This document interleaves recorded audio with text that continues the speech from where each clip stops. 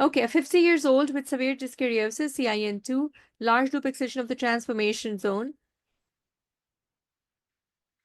done with unclear margin.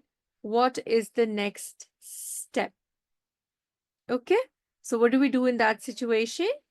All of you, please look at the, thank you very much. What is the reason for that? So 50 years, everybody please pay attention here.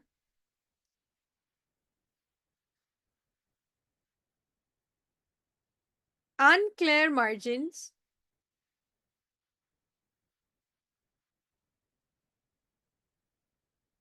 See the age first. Less than 50 years, just do the follow-up. Equal or more than 50 years, please re-excise. Re-excision depends upon histopath.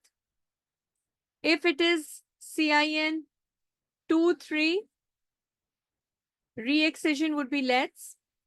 If it is microinvasive cancer 1A1, after we did the LETs for CIN, it came as unclear margins, then it would be cone. Could I make myself clear?